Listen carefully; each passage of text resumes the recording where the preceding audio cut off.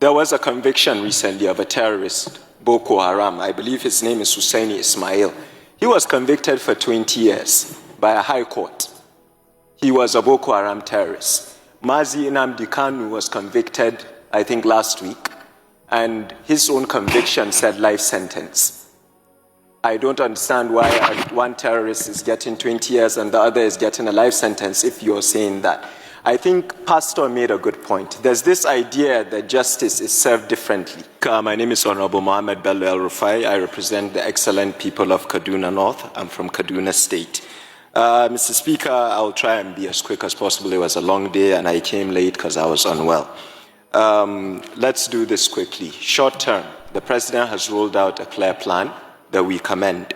A lot of my colleagues have rightly spoken about this and I agree. But our problem is not announcing plans. It's executing them with clear timelines. This Parliament must insist upon those timelines based on the President's recommendations. One thing I would like to add, Mr. Speaker, in addition to the recruitment, is the need for us to increase immediately the basic salaries and the welfares of police officers and soldiers, and we must find the money to do that. At present, Nigeria, put it this way, one police officer manages 600 Nigerians. The UN recommends that ratio should be 1 to 400. We are understaffed. The President has tackled that. That's one point in terms of the short-term solution. And I think, sir, you leadership and committee chairman like Honorable Jimmy Benson should keep an eye on this execution. We can't just make announcements. Let's say by February we're about to see X, Y, Z. That will help. In the medium term, sir,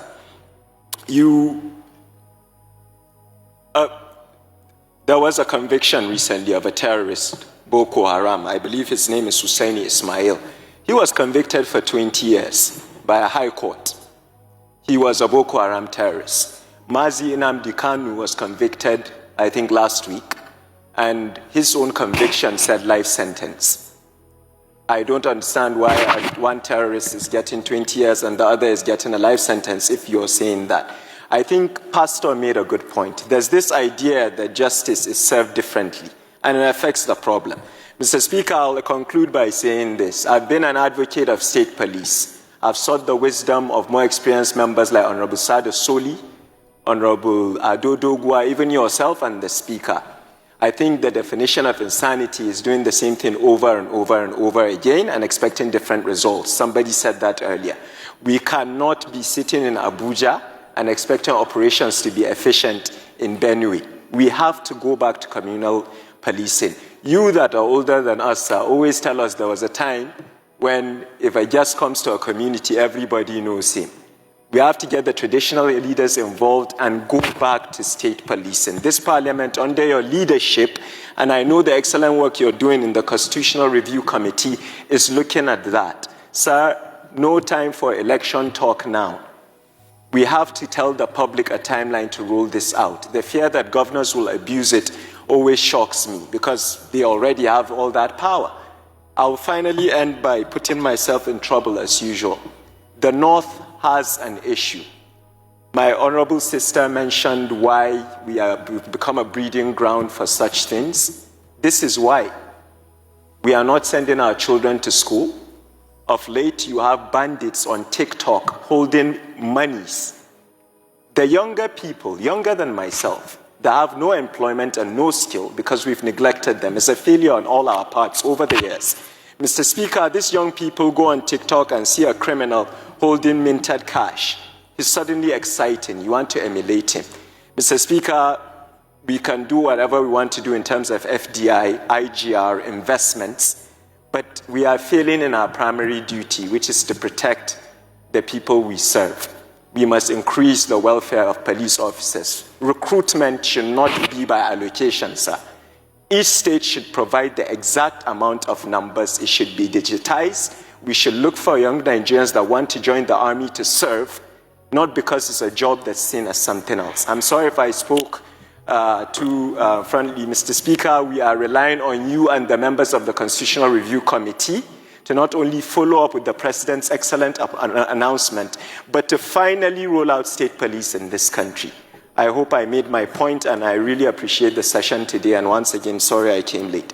Thank Thank you so much. 30 seconds more. You still have another 30 seconds. Oh, I thought I didn't have time, Mr. Speaker. Fine, with the 30 seconds, let me... Sir? What? No, sir. I think the reason why I spoke like that, Mr. Speaker, is the passion is enough. You said something that I appreciated, and Honorable Benson said something earlier, and I was at fault. Shagai and I were joking about something, and then you said this is not a funny matter. It's not. I also would like to implore all of us here. This is not a time for weddings, for events, as you rightly said, for dinners or public. You know, we should show that. Time up, Honorable Rufai. Thank you very much. Thank you, sir. It's a pleasure. Thank you. This is one thing everybody has been clamoring for, saying and kicking against. No matter the crime Nigeria government think Nnamdi Kanu committed, I don't think giving him life sentence worth it. If you feel it worth it, then how come that of the Boko Haram leader that was sentenced to 20 years imprisonment? Nnamdi Kanu never carried any gun.